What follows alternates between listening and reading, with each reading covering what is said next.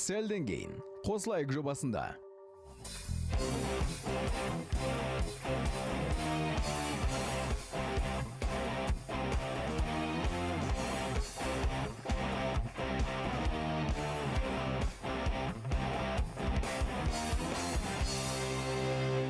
Құрметті көрермен, жарнамадан оралдық және қосылайық ханзадасы 2025-тің екінші кезеңі білім сайысын дәл қазір жігіттердің, ханзадаларымыздың білімін тексеріп жатқан жайымыз бар. Және де біз 5-ші нөмірдегі Нұржанға келдік. Нұржан, ал өзіңізге сәттілік әкелетін конвертті таңдаңыз.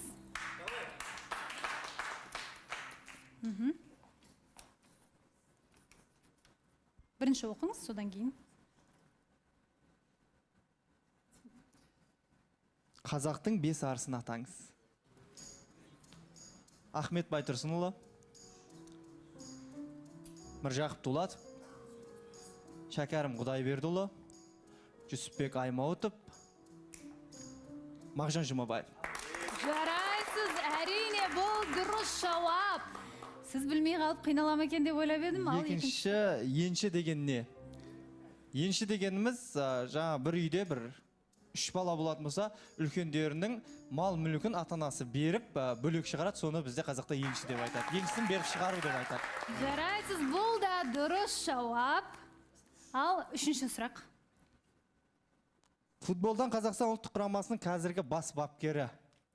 Енді білетін шығарсыз. Талғат Байсуфинов. Дұрыс, әрине дұрыс. Жігіттер футбол қарайды енді. Ал сонымен Нұржанда 9 ұпай. Жайғасыңыз. Әрі қарай. Жігіттер, және 6-шы нөмірдегі Ғалымжан. Ғалымжан, сізге де сәттілік.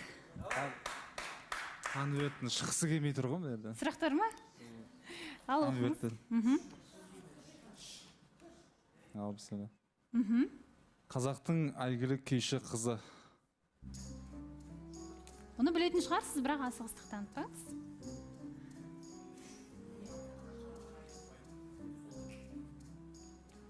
Дина Нұрпейсова деп ойлаймын. Әрине бұл дұрыс жауап. Көрімдік қандай жағдайда беріледі?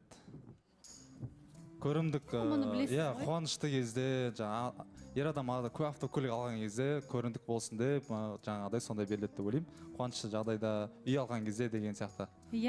Әрине бұл дұрыс жауап. Қазақ халқы бірін-біріне көрімдік беріп, келінге де көрімдік беріп жатады. Үшінші сұрақ.